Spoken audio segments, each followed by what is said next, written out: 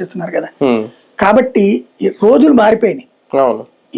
సచివాలయం బేస్డ్ లేదా ఆ క్యాపిటల్ బేస్డ్ అడ్మినిస్ట్రేషన్ పోయింది.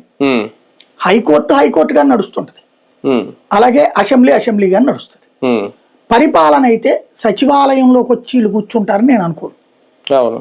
వాళ్ళు కూర్చోరు, వీళ్ళు కూర్చోరు. సమావేశాల టైంలో అసెంబ్లీకి మాత్రం వస్తారు, అంతే. అవి జరుగుతాయి. మిగతా ఎక్స్పాన్షన్ అంతా కూడా విజయవాడ, గుంటూరు జరగచ్చు. ఎక్కువగా ఎక్స్పాన్షన్ అంటే పెద్ద పెద్ద బిల్డింగ్లు కట్టిస్తాడని కూడా నేను అనుకోను. దాంట్లో వాడి పరిపాలన అక్కడి నుంచి మారుస్తాడని కూడా నేను అనుకోను. సచివాలయం అన్ని ఫ్లోర్లు కట్టిన తర్వాత అది వదిలేసి ఇంకో సచివాలయం కట్టుకుంటాడని నేను అనుకోను. అట్లా కట్టడానికి వేస్తే మళ్ళీ ఎవడో ఒకడు కోర్టులు వేస్తాడు, ఆపుతారు కూడా. క్రిందసారి మనం అందరం మర్చిపోతుంది ఏంటంటే, దాన్ని ఏమంటారు, లాజికల్ గా కావాలని మర్చిపోతున్నారు చాలా మంది. జగన్ మొట్టమొదట రామకృష్ణ టవర్స్ ఏదో తీసుకోవడానికి రెడీ అయ్యాడు, డబ్బులు ఇచ్చి కొనుక్కోవడానికి కూడా. ఎక్కడ? విజయవాడలో, గుంటూరు విజయవాడ మధ్యలో హైవే మీద అదేదో ఒక టవర్స్ కొనడానికి రెడీ అయితే విజయసాయి రెడ్డిలు ప్రకటించారు కూడా. ఈ లోపు వాళ్ళు కోర్టుకి వేశారు, ఎక్కడికి మార్చకూడదు అన్నట్టు. ఆ తర్వాత తాడేపల్లితో కలిపే ప్రయత్నం చేశాడు కార్పొరేషన్ కి, దాని మీద కోర్టు కేసు ఆపారు.